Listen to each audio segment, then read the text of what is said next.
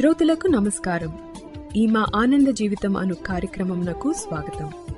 ఈరోజు మనకు వాక్యం అందించువారు సహోదరుడు జోసెఫ్ నందిగాల. ఆనంద జీవితము ఫీబా శ్రోతలకు ప్రభువైన యేసుక్రీస్తు నామమున హృదయపూర్వక శుభములు తెలియజేస్తూ ఉన్నాము. మీరందరూ కూడా ప్రభు యొక్క మహాకృపను బట్టి క్షేమముగాను సంతోషముగాను ఉన్నారు అని మిమ్మలను బట్టి దేవుని స్తుతిస్తూ ఉన్నాము.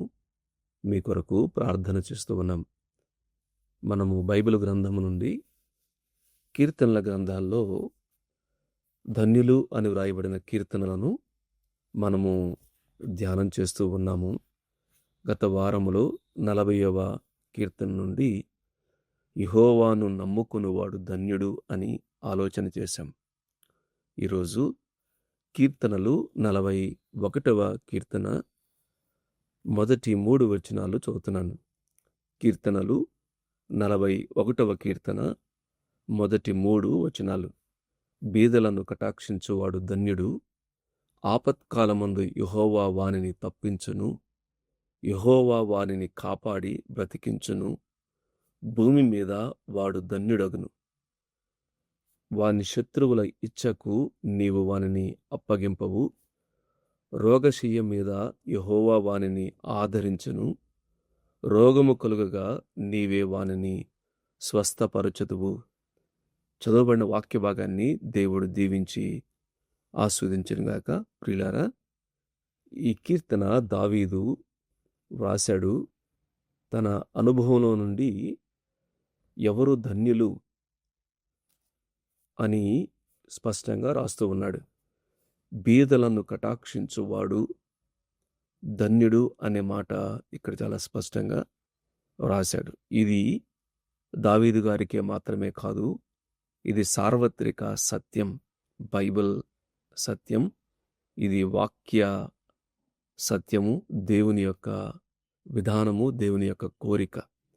బీదలను కటాక్షించేవారు సమాజంలో ఎవరైతే బలహీన స్థితిలో ఉంటారో, నిలవబడలేనటువంటి స్థితిలో ఉంటారో, బాధింపబడేటువంటి స్థితిలో, ఆపదలో, అక్కరల్లో, ప్రత్యేకంగా అనాథలు కానివ్వండి, వయసులో ఉన్నటువంటి పెద్దవైనటువంటి విధవరాండ్రు కానివ్వండి, పరదేశులు కానివ్వండి, రకరకాల విధాలుగా వారు ఎవరైతే ఈ యొక్క ఆపరేషన్ అని అనగదొక్కబడుతూ ఉంటారో, ఆ యొక్క డిస్క్రిమినేషన్ అని అంటారు, రకరకాల అనుభవాలు గుండా వెళుతూ ఉంటారు, వారిని కటాక్షించువాడు, వారి పట్ల కనికరం చూపించేవాడు, దయ చూపించేవాడు, వారిని ఆదుకోవటానికి, అక్కర్లు తీర్చడానికి, సహాయం చేయటానికి ఎవరైతే వారు ఆలోచన చేస్తారో వారు ధన్యులు అనే మాట ఉపయోగించాడు.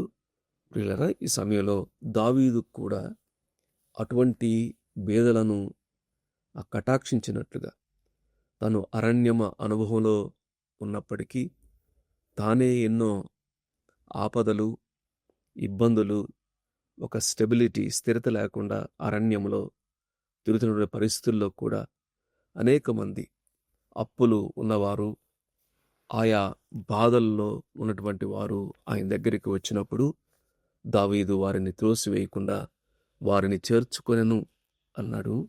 అంత మాత్రమే కాదు, వారికి సహాయం చేసినట్టుగా ఇక్కడ చెప్తూ ఉన్నాడు.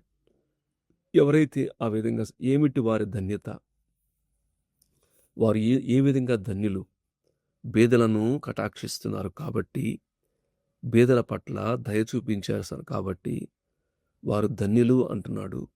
ఏ విధంగా వారు ధన్యులు అనేది దావీదు 2 అనుభవాలు జ్ఞాపకం చేశాడు.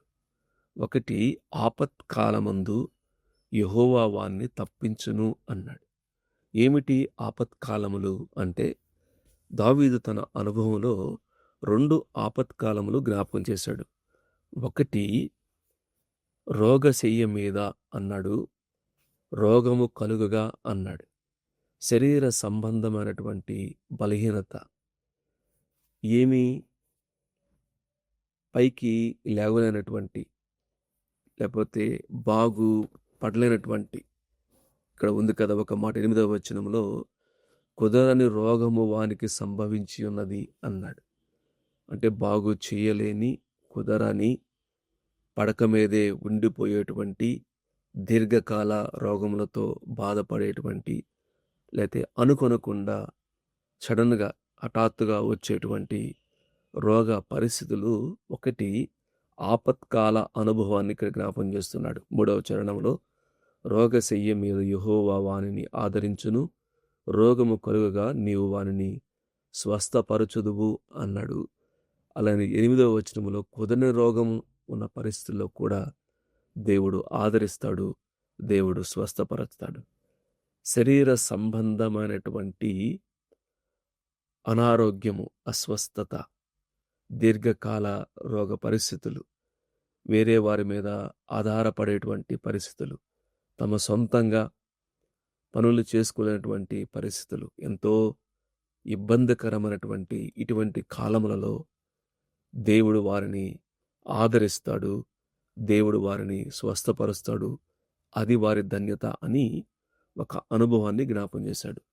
2వ అనుభవం ఏమన్నాడు అంటే, వాని శత్రువుల ఇచ్చకు నీవు వారిని అప్పగింపవు అన్నాడు. 2వ ఆపత్కాలం ఏమిటంటే శత్రువుల ద్వారా వచ్చేటువంటి ఆపద. కొన్నిసార్లు శత్రువుల యొక్క ఇచ్చ, వారి కోరిక ఏమిటంటే, కింద ఉంది కదా, శత్రువులు ఇబ్బందుల్లో ఉంటున్నప్పుడు, మనము ఇబ్బందుల్లో ఉంటున్నప్పుడు, కష్టాల్లో ఉంటున్నప్పుడు శత్రువుల యొక్క ఆ ఇచ్చ, వారి యొక్క ఆలోచన ఏ విధంగా ఉంటుంది అంటే, వారు 5వ చరణంలో నా శత్రువులు నా విషయమై చెడ్డ మాట్లాడుచున్నారు. అపార్థం చేయటం, చెడ్డ మాట్లాడుచున్నారు. వాడు ఎప్పుడు చచ్చును, వాని పేరు ఎప్పుడు మాసిపోవును అని చెప్పుకొనుచున్నారు. వారి యొక్క సంభాషణ, వారి చెడ్డ మాటలు మాట్లాడటం, వారి యొక్క సొంత అభిప్రాయాలను ఈ బలహీన పరిస్థితుల్లో ఉన్న వారి మీద ఆపాదించటం, వారి సొంత ఆలోచనలు, ఈ కారణాన్ని బట్టే ఇతనికి ఇటువంటి పరిస్థితులు వచ్చినాయి, ఈ యొక్క చేసినటువంటి పనిని బట్టే ఇతడు ఇటువంటి అనుభవాలు గుండా వెళుతున్నాడు అని వారు అపార్థం చేసుకుంటూ చెడ్డ మాటలు పలుకుతూ ఉంటారు. అంత మాత్రమే కాదు, అబద్ధమాడును అన్నాడు. 6వ చరణంలో ఒకడు నన్ను చూడవచ్చిన ఎడల వాడు అబద్ధమాడును అన్నాడు. అర్థం ఏమిటంటే, యథార్థత లేకుండా వేషధారణతో లోపల మాత్రం ఇతడు తగిన శిక్ష అనుభవిస్తున్నాడు అనేటువంటి ఆలోచన చేస్తూ, బయటికి మాత్రము ఆత్మ సంబంధమైనటువంటి మాటలో, లేకపోతే తనను ఏదో ప్రేమిస్తున్నట్టుగానో, తను బాగు కోరుకున్నట్టుగానో పైకి మాత్రం చూడవస్తున్నారు. చూడవచ్చటం మంచిదే, కానీ లోపల ఆలోచనలు, అబద్ధాలు. 2వది, బయటికి వెళ్ళి వీధిలో దాన్ని పలుకుచున్నారు. దాని అర్థం ఏమిటంటే, ఇతనికి వచ్చినటువంటి ఆపద కాలంలో తమ అభిప్రాయాలను అందరికీ చాటి చెప్తున్నారు అనేటువంటి అనుభవం ఇక్కడ కనపడుతూ ఉంటుంది. అంత మాత్రమే కాదు, గుసగుసలాడుచున్నారు. 7వ చరణంలో గుసగుసలాడుచున్నారు, కీడు చేయవలనని ఆలోచన చేయుచున్నారు అని. వాడి ఇక రాడు. చూడండి 8వ చరణంలో, కుదరని రోగము వానికి సంభవించి ఉన్నది, వాడు ఈ పడక విడిచి తిరిగి లేవడని చెప్పుకొనుచున్నారు అని. అది చెప్పుకోవటంలో శత్రువులు ఉన్నారు. ఇంకా బాధపరిచేటువంటి విషయం ఏంటంటే, ఆ శత్రువుల్లో చేరిన వారిలో నేను నమ్ముకొనిన నా విహితుడు, నా ఎంట భోజనం చేసినవాడు నన్ను తన్నుడకై తన మడిమ ఎత్తెను అన్నాడు. చాలా బాధ అనుభవం. ద్రోహము అంటాం కదా, వెన్నుపోటు అంటాం కదా. కాబట్టి ఈ యొక్క అనుభవం, ఇది ఆపత్కాల అనుభవం. ఒకటి, శరీర సంబంధమైనటువంటి రోగము, అస్వస్థత ఆపత్కాల అనుభవంగా ఈ కీర్తనలో జ్ఞాపం చేశాడు.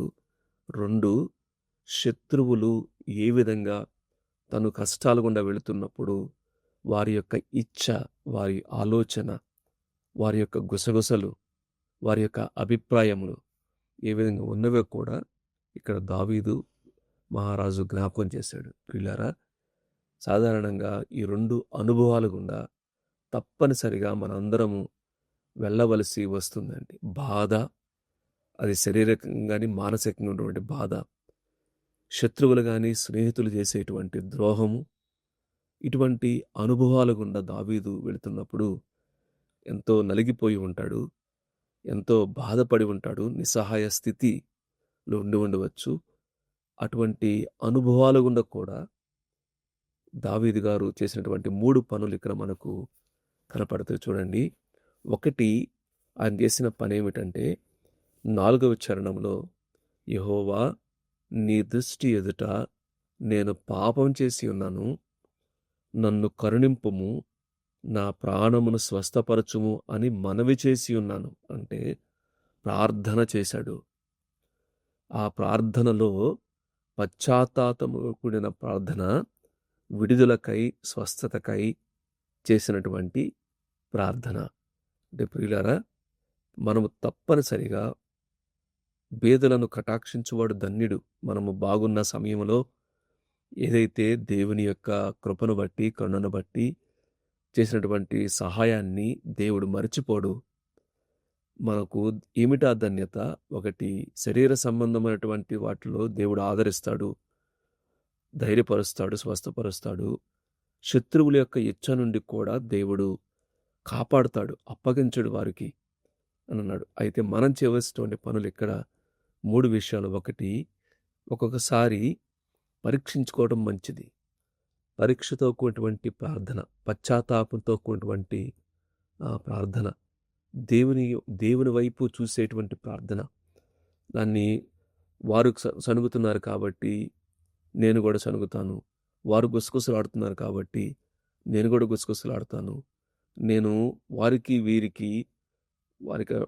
ఫిర్యాదు చేస్తాను, కంప్లైనింగ్ స్పిరిట్ అని చెప్పంటాం. అట్టా కాకుండా దావీదు చేసినటువంటి ఒక శ్రేష్టమైనటువంటి పని ఏంటంటే, దేవుని వైపు తిరిగి నేను మనవి చేసి ఉన్నాను, మొరపెట్టటము, దేవుని సన్నిధానంలో కన్నీరు కార్చటము, ఆయన కనికరం కొరకు, ఆయన కృప కొరకు, అది కటాక్షము కొరకు, దేవుని యొక్క ఆదరణ కొరకు, స్వస్థత కొరకు మనం కానీ ప్రార్థన చేశాడు. పశ్చాత్తాపంతో కూడిన ప్రార్థన తప్పనిసరిగా పునరుద్ధరణ కలుగజేస్తుంది. రెస్టోరేషన్ అని చెప్పంటాం. రెపెంటెన్స్ తప్పనిసరిగా రెస్టోరేషన్ తీసుకువస్తుంది. ఎవరైతే కన్ఫెషన్, ఒప్పుకోలుతో దేవుని ఎదుట ఏదన్నా బలహీనతలు ఉన్నప్పటికి కూడా ఆయన దేవుని దృష్టిలో, ప్రభువా నీ దృష్టిలో ఏదైనా ఉంటే నన్ను కరుణించు, నా పాపములు క్షమించు, నన్ను స్వస్థపరచు అని, నా ప్రాణమును స్వస్థపరచు అని దేవుని దగ్గర ముందు తన సంబంధాన్ని, తన సహవాసాన్ని అది సరిచేసుకుంటూ ఉన్నాడు. ఎందుకంటే చాలాసార్లు పాపానికి శిక్ష వెంటనే ఉండదండి. సామెతల గ్రంథంలో ఉంది కదా, పాపమునకు తగిన శిక్ష శీఘ్రంగా కలుగుపోవడం చూచి మనుషులు భయం విడిచి పాపం చేస్తున్నారు అని. వెంటనే శిక్ష ఉండదు, కానీ మనకు లోపల అపరాధ భావనను, లోపల దేవుని ఎడబాటు కలుగజేస్తూ ఉంటుంది. కాబట్టి మనము ధన్యులుగా, ఆపత్కాలములో కూడా మనము ధన్యులుగా ఉండాలి అంటే మనం జ్ఞాపకం చేసేదంటే, ఒకటి, పశ్చాత్తాపంతో దేవుని వైపు తిరిగి ప్రార్థన చేయటం. రెండవది ప్రాముఖ్యమైంది, దేవునిని నమ్ముట. దేవుని మీద ద్రోహ సమయంలో సొంత వారే, నా అనుకున్న వారే అంటారు కదా, నా అనుకున్న వారే, దగ్గర వారే, సొంత స్నేహితుడే ఆపద సమయంలో వారు రివర్స్ అవటం అంటారు కదా, వారు శత్రువుల కంటే కూడా మించి మడిమ ఎత్తాడు, నన్ను తన్నుటకై మడిమ ఎత్తాడు అనేది దావీదు ఎంత వేదనతో, ఎంత బాధతో చెప్తూ ఉన్నాడు. కాబట్టి అటువంటి పరిస్థితుల్లో మనం నేర్చుకోవాల్సిన పాఠం ఏంటంటే, ద్రోహము మనము అంటే మనుషులకి వస్తుంది, దేవునికి కూడా వస్తుంది. యేసుక్రీస్తు ప్రభువారు ఈ ఈ 41వ కీర్తన ఇక్కడ ఉన్నటువంటి 9వ వచనము, నా విహితుడు నా ఎంట భోజనం చేసిన వాడు నన్ను తన్నుటకై తన మడిమి ఎత్తెను అనేటువంటి మాట ప్రవచన రూపకంగా యేసుక్రీస్తు ప్రభువారు కూడా ఈ లోకంలో ఉన్నప్పుడు ఆయన 3.5 సంవత్సరములు ఇస్కరియోతు యూదా గురించి కూడా ఇక్కడ ప్రవచన రూపంగా చెప్పబడింది. యోహాను సువార్త 13వ అధ్యాయం 18వ వచనములో యేసుక్రీస్తు ప్రభువారు ఈ మాట జ్ఞాపం చేశాడు. నా స్నేహితుడే నాకు ఈ విధంగా ద్రోహము చేశాడు అనేటువంటి మాట మనకు యోహాను సువార్త 13వ అధ్యాయము, యోహాను సువార్త 13వ అధ్యాయం 18వ వచనములో, మిమ్మల్ని అందరిని గురించి నేను చెప్పలేదు, నేను ఏర్పరచుకున్న వాడిని ఎరుగుదును గాని నాతో కూడా భోజనము చేయువాడు నాకు విరోధముగా తన మడమే ఎత్తెను అనేటువంటి మాట. ఇస్కరియోతు యూదా యేసుక్రీస్తు ప్రభువారు శిష్యుడిగా ఉన్నాడు. ఆయనతో పాటు భోజనం చేశాడు, ఆయనతో పాటు ప్రయాణం చేశాడు, ఆయన దగ్గర సహవాసం చేశాడు, అద్భుత కార్యములు ఆశ్చర్య కార్యాలు చూశాడు, ఆయన ద్వారా మేలు పొందాడు. యేసుక్రీస్తు ప్రభువారు ఇస్కరియోతు యూదాకు ఇటువంటి తేడా చూపించలేదండి. మిగిలిన వారి యొక్క పాదములు ఏ విధంగా కడిగాడో ఇస్కరియోతు యూదా పాదములు కూడా ఆ విధంగా కడిగాడు. మిగిలిన వారికి ఏ విధంగా బోధించాడో ఇస్కరియోతు యూదా కూడా ఆ విధంగానే బోధించాడు. ఏ విషయంలో కూడా ఇస్కరియోతు యూదాను తక్కువ చేయటం కానీ, తేడా చూపించటం కానివ్వండి, ఎడబాటు చేయటం కానివ్వండి ఏమీ చేయలేదండి. కానీ ఇస్కరియోతు యూదా 30 వెండి నాణేలకు యేసుక్రీస్తు ప్రభువారిని చాలా దారుణంగా అమ్మటం మనం చూస్తాం. కాబట్టి నేర్చుకోవాల్సిన పాఠం ఏంటిదంటే, ఇటువంటి ఆపత్కాలము, శత్రువులు స్నేహితులే ద్రోహులై ఉన్నటువంటి ఆపత్కాల పరిస్థితుల్లో నేర్చుకోవాల్సినటువంటి ఒకటి ఏమిటంటే, ఒకటి ప్రార్థన చేయటం, పశ్చాత్తాపంతో కూడిన ప్రార్థన, వ్యక్తిగతంగా లోతైన పరిశీలన, దేవుని కృప కొరకు వేడుకోవటం. రెండవది మనము దేవుని నమ్మటం నేర్చుకోవాలి. ద్రోహ సమయంలో దేవుణ్ణి బట్టి ధైర్యం తెచ్చుకోవాలి. ఎందుకు? యేసుక్రీస్తు ప్రభువారు ఇటువంటి అనుభవాల గుండా వెళ్ళాడు కాబట్టి నేను వెళ్ళుటలో ఆశ్చర్యం లేదు అనేటువంటి భావనతో మనము ధైర్యం తెచ్చుకోవాలి. రెండవది, మానవుని యొక్క ద్రోహం దేవుని యొక్క ప్రణాళికను మన పట్ల ఆపలేదు. మరలా చెప్తున్నాను, ఈ శత్రువుల యొక్క ఇచ్చ, అబద్ధాలు, చెడ్డ మాటలు, గుసగుసలు, కీడు చేయనటువంటి ఆలోచనలు, వీడు లేకపోతే బాగుండు అనేటువంటి ఆలోచనలు, వారు దేవుని నుండి, దేవుని ప్రణాళిక మన పట్ల ఉంది, దానిని అవి ఆపలేవు. ఒకటి, దేవుడే ఈ లోకంలో ఉన్నప్పుడు అటువంటి అనుభవాలు గుండా వెళ్ళాడు. రెండవది, అటువంటి ద్రోహము అనేది దేవుని ప్రణాళికను ఆపలేదు అనేది. మూడవది, దేవుడు తప్పనిసరిగా న్యాయం చేస్తాడు. యేసుక్రీస్తు ప్రభువారి గురించి ఆయన నోట ఏ కపటము లేదు, ఆయన దూషింపబడి బదులు దూషింపలేదు, న్యాయముగా తీర్పు తీర్చు దేవునికి తన్ను తాను అప్పగించుకున్నాడు అనే మాట ఉందండి. కాబట్టి ఒకటి ప్రార్థన, రెండు దేవుని నమ్ముట, ధైర్యం తెచ్చుకొనుట, మూడవది ఏమిటంటే దేవుడు తప్పనిసరిగా చూడండి, దేవుడు న్యాయం తీరుస్తున్నటువంటి మాటలో దేవుడు నన్ను నిలబెడతాడు, చూడండి, లేవనెత్తుతాడు. 10వ వచనంలో యెహోవా నన్ను కరుణించి లేవనెత్తును అనే మాట ఉంది.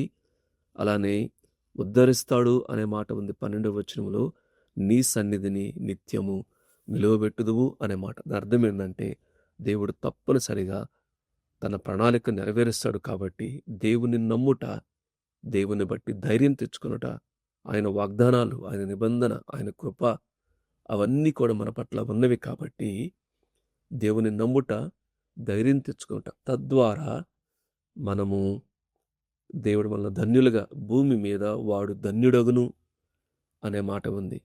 ఒకటి ప్రార్థన, దేవుని నమ్మి ధైర్యం తెచ్చుకొనుట. మూడవది ఏమిటంటే దేవుణ్ణి స్తుతించుట. 13వ వచనంలో ఇశ్రాయేలు దేవుడైన యెహోవా శాశ్వత కాలము నుండి శాశ్వత కాలం వరకు స్తుతింపబడునుగాక. ఆమెన్, ఆమెన్ అనే మాట. దాని అర్థం ఏంటంటే, ఇటువంటి అనుభవాలకుండా కాలాలు మారినా, పరిస్థితులు మారినా కూడా శాశ్వత కాలం నుండి శాశ్వత కాలం వరకు ఆయనకే స్తుతి, ఆయనకే మహిమ. ఆమెన్, ఆమెన్ అనేటువంటి మాట ఆ విధంగా తప్పనిసరిగా జరుగుతుంది అనేటువంటి మాట.